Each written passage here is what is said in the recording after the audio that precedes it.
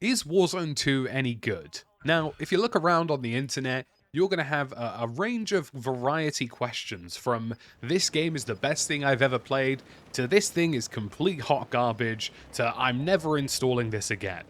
And that is just the internet. Some people will like something, most people will find a way to complain about something, and you'll understand that if it gets the clicks or it can farm some cheap impressions, then some people will just complain for the sake of complaining. But as a resident Warzone 1 sweat and somebody who's played all types of Battle Royale games and first-person shooters, I wanted to bring you guys my opinion on Warzone 2.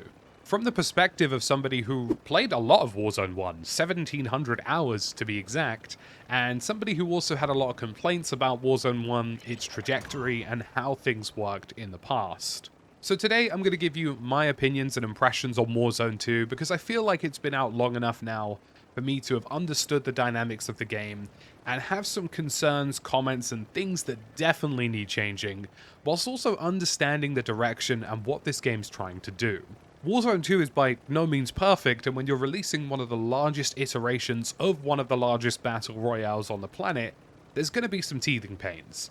Now, how quickly those are resolved are definitely big flags that needs to be answered, and hopefully the team at Raven Software and Infinity Ward, who are already tracking and releasing fixes, can get on this stuff quickly. Now, before I dive into the good, the bad, and the ugly, so to speak, I do want to say on the whole, Warzone 2 has a very promising surface, and the reason for that is that the important things and the things that would take a really long time to fix if they were wrong are in a really good place. The gunplay feels really good, the map is absolutely incredible, and I definitely think it's better than Caldera, and honestly, in my opinion, it's far better than Verdansk as well.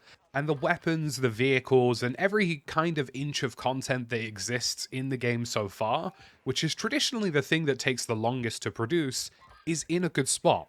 Yes, some of it needs tweaking. Yes, there are elements of Warzone 2 that needs tweaking, but the fundamentals, so to speak, or the fundamental basis of the game is in a decent place. And those are the things that are going to matter, because tweaking and changing and balancing can take a fairly short amount of time. But redesigning entire segments of the game can be really, really challenging. I'd also like to hear you guys' comments and opinions on this in the comment section below, and if you could hit the sub button as well, that'd be great, because we're super close to 100k. So let's start off with the good, and the first one for me is the map. Now the map for Warzone 2 Al Mazrah is fantastic. Every single inch of this map feels detailed, well thought out, feels like it's been designed very, very well. There's a lot of variety from desert oases to airfields to fortresses to waterside boat wreckages to, a half-flooded city and town and an actual real city. This map feels fantastic, and the best part about it is that every single building in the game I've encountered so far has so many options. Every building has multiple zip lines, ladders, stairwells, doorways, things that you can do to try and flank into a position or quickly maneuver from a position, and with the new mantling features as well, the number of jump ups and just general mobility capability that you have in this game is better than anything we've encountered before. Now, Caldera did a really good job of this by having doorways, entrances, ladders, and this takes it one step further, and in a modern setting with actual density around these things, we're in a really good position. The map has loads of fantastic structures, it produces really varied and high variety gameplay, and if you're an offensively minded player, this is going to be the map for you, because there are so many things that you can do right now that you would never have been able to do in any other map prior to this. And the next major pro, which kind of links into the map, is the sheer amount of detail. And I don't just mean the detail like the loot appearing on shelves, or cash appearing in cash points and ATMs, or just things seemingly making sense like stims and self-revives appearing in medical cabinets and bathrooms. Those are really nice touches, and it makes the map feel more alive and more dynamic, but I'm talking more about the fact that nearly every single inch of this map has a really solid basis of cover. Now, yes, every single Battle Royale map is going to have areas where there is very little or limited cover, and if you get unlucky, you get unlucky. But for the vast majority of the map, Al Mazrah has fantastic levels of what's known as micro cover or micro terrain. So whether that's a couple of rocks or a couple of trees, or a dumpster that's in the road, or a burnt out vehicle, the ability to have a map where cover and gameplay changing dynamics exist to such a quantity is a really incredible job, and the team behind Al Mazrah have done an amazing job of thinking about the gameplay in a battle royale and making cheap kills without any cover basically a thing of the past. The next major benefit to me is the loadout system. Now, loadouts in Warzone 1, in my opinion, by the end of it, kind of soured the game. The constant existence of metas, and just how easy it was to just instantly get the guns you wanted, and instantly start dumping on people around the map, honestly made the game feel very unvaried, and just feel a bit boring, to be honest with you, by the end of it. With Warzone 2, I don't think I've ever seen this many weapons being so openly used, and some of that's down to the fact that you just can't get the one you want straight away. People are running, one primary weapon that they've purchased that they really like, and they're giving a different secondary a go. They're picking up an SMG that they otherwise wouldn't have tried, or trying something a little bit different, and I think that's fantastic. Not only does it open up the gameplay and the general meta consensus of things, but it also just generally gives everybody an even chance to try different things out, and it's not feeling restrictive, and I really, really like that.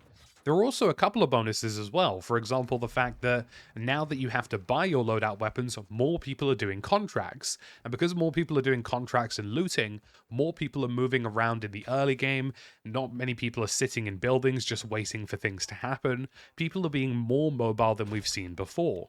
There are still some pacing problems in the game, but the fact that so many people in the first third of the game are moving around looking for contracts and looting is a really positive thing for Warzone. And one of the things that I would definitely mention is that even the contracts themselves will force engagements.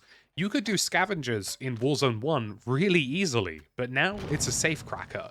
And not only are there 3 of them to get, but they make an explosive sound so that other people on the map are alerted to the fact that you are trying to do something. And the same applies with all of the other contracts. Even things like intel flash things into the sky to let players around you know that something's happening. And this makes the game on the whole far more dynamic. And there's actual risk rewards now to things. You need to risk trying to get cash to get the guns you want. You need to risk trying to do contracts to get the loadout weapons you want. If a loadout drop comes in, you have to risk pushing that loadout drop to make it happen. These things were non-existent by the end of Warzone 1, and everything felt like it was in easy mode. And finally, the last major pro is obviously the new proxy chat and assimilation feature. Now, I was expecting this to be super toxic and super jarring, and I'm sure people's experiences will vary, but so far I would say I've had more positive interactions in proxy chat than negative interactions, and it's actually been cool chatting to some of the people who I'm playing against, or chatting to some of the people I'm fighting, or just talking a little smack before I take out a squad. It's been a lot of fun, and it's a feature that I hope with, the trust of the general public, and hope that they don't take it too far, will carry on going in a positive direction. Next up, let's talk about what needs tweaking. And the first one for me is the backpack and loot system. This is a really cool feature for DMZ, but I think at the moment, it's not doing too grandly in Warzone 2. After a while of actually using the looting system, it honestly isn't that slow or that challenging, but I feel that there's a very simple solution to this. If you tap a backpack once, it should automatically give you the plates, any self-revives, any kill streaks, or anything that is useful to your weapon like ammunition automatically, because those are things that you would want to automatically loot. Whereas if you want to get extra things that backpack might have, maybe it's got another kill streak in it, maybe it has a secondary weapon you want, then you have to hold it down to access it. I feel like this would be a really simple solution to allow speed looting to still be a thing, whilst making the longer term, slightly more risky looting still something that exists in the game, but not something you have to do as frequently. The game already automatically takes some of the plates and cash from these backpacks, so it just makes sense that it should do the rest of it as well. Speaking of the inventory, another thing that needs tweaking is the fact that we definitely don't need people having multiple self-revives, multiple kill streaks, and multiple pieces of equipment in one backpack.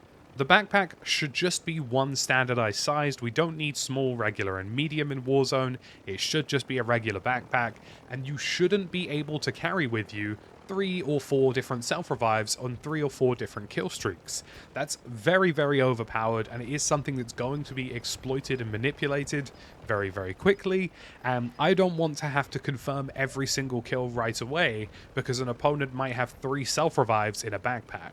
The next thing for me is the audio quality of life. This greatly needs to improve in Warzone 2. There are still some areas in the map where footsteps aren't entirely apparent. There are also issues where certain ladders and certain staircases and certain zip lines do not have the audio cues that they're supposed to have, and that needs to be solved as soon as possible. I would also like it if the proximity chat audio was directional. I'd rather it wasn't just a universal soundtrack. And I'd also like it if it was possible that when we go into an individual lobby, we don't hear the entire 150-man server for 5 seconds before the game starts. Those improvements are greatly needed in my opinion. Oh, and also let console players have the option to have a push to talk.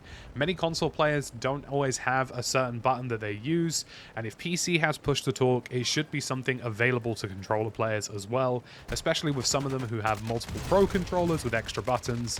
It could be very handy. And the next thing that does need tweaking, and this is kind of a two-part point, is the pacing of the game. I think the first zone in Al Mazrah needs to be smaller. I think that's something that needs to happen so that the pacing of 150 players is slightly increased on a slightly seemingly larger map. I understand that things will speed up a little bit as people get to grips with looting and the general flow of the gameplay, but I feel like a slightly smaller initial circle would go a long way to solve that.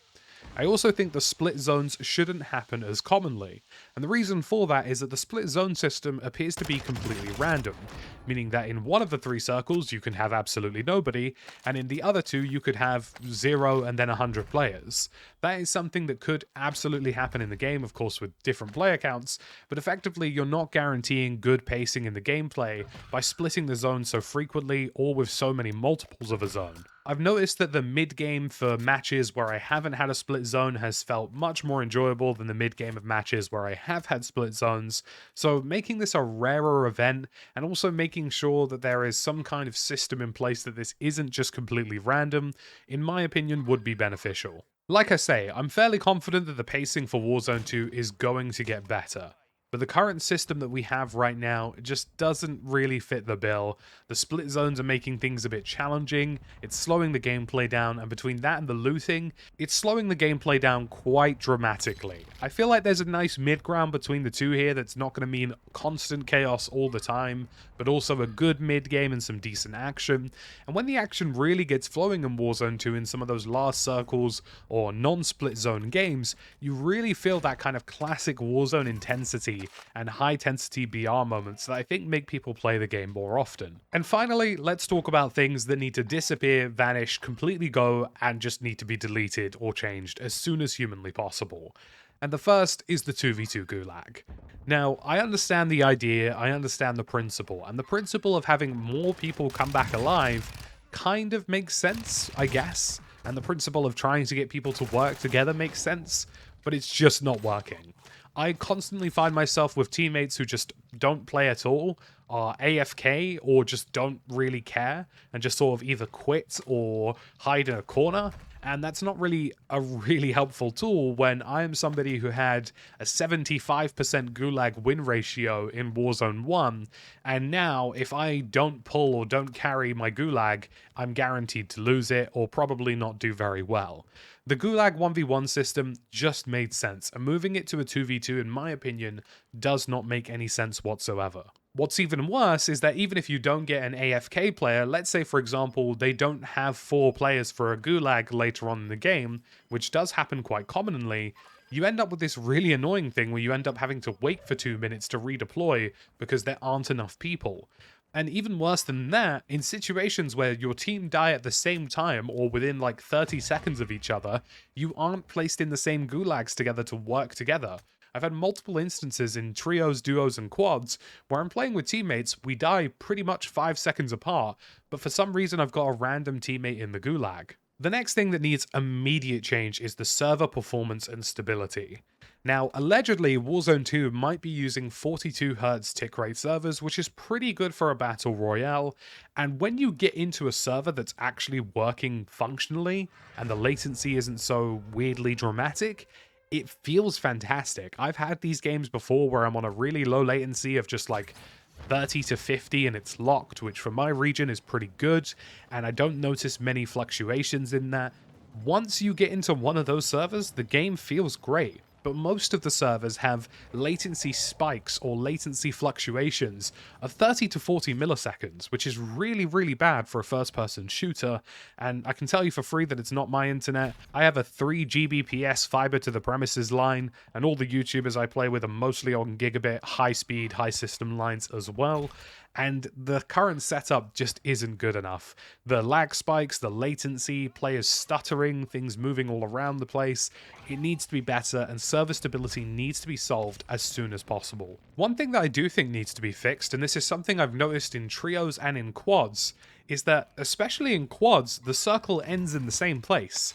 It always ends between Marshlands, the Hydroelectric, and Al Mazrah City. They're like center of the map, basically, and doesn't change, which is weird, because in solos, duos, and some of the other modes, there are multiple circles. In fact, in solos, the zone seemingly finishes anywhere around the map. Now, this needs to change, because obviously it's boring and repetitive, and there are some really cool zones and circles in Warzone 2 that are capable, like having a zone that finishes over the airport, or a zone that finishes over some of the sunken cities and marshlands or deserts. The variety of gameplay kind of is dependent on the zone finishing in random locations, and not just finishing in the roughly same location between Hydroelectric, marshlands, the observatory, and the city.